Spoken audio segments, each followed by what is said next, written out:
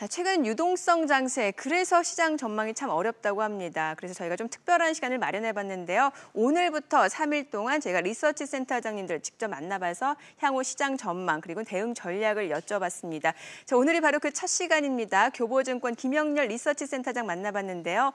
2200선 터치 이후에 가격 저항이 있을 거라고 예측을 해주셨습니다. 자세한 내용 함께 확인해 보시죠. 네. 지난 1분기 중 급락세를 보였고 이를 수습하기 위한 경기 부양 정책 그리고 저금리 정책이 가동되면서 시장은 빠른 회복세를 보여주고 있습니다.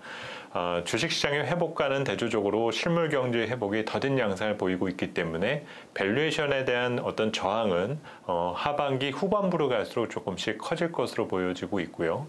코스피 기준 약 2200선을 상회하는 시점부터는 저항이 커질 것으로 예상합니다.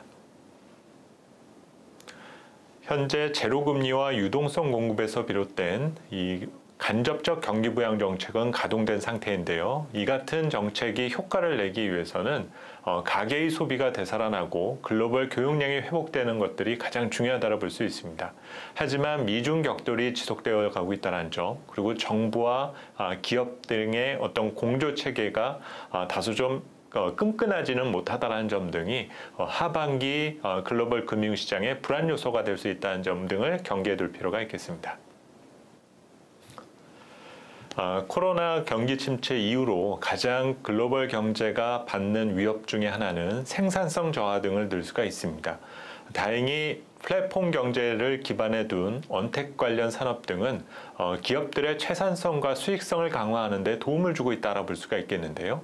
최근 이런 성장 산업과 그동안 소외되었었던 전통 산업 간의 선택의 문제 등이 상당히 고민스럽겠지만 앞으로 산업 패러다임과 공급 밸류체인에 대한 변화 등을 우리가 감안해서 본다면 이 같은 언택 관련 산업 등에 대한 성장 및 투자 매력 등은 지속될 것으로 예상이 되어집니다. 코로나19 경기 침체 이전 고객 예탁금이 30조가 되지 않았었던 것이 최근에는 45조 원을 상회할 만큼 부동자금 유입이 지속되어 가고 있습니다.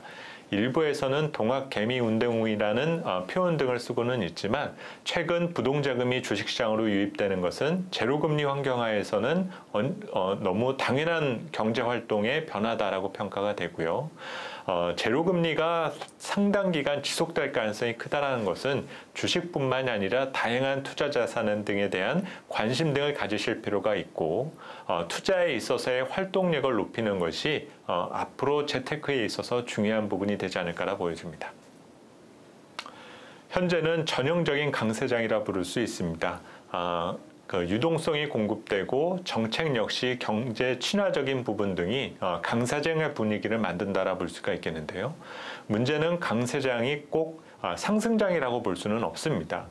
순환적으로 강세장이 발생될지 모르겠지만 상승장이라고 우리가 정의하기 위해서는 주식의 상승과 경제 그리고 기업이익의 흐름이 동행했을 때 우리가 추세적인 상승장이다라고 정의를 할 수가 있거든요. 결국 이 순환적인 강세장에는 결국 중단되는 상황이 발생될 수 있다는 점 등을 기억해 두시고 투자의 원칙과 기준을 세워두는 부분 등이 어느 때보다 중요한 것 같습니다.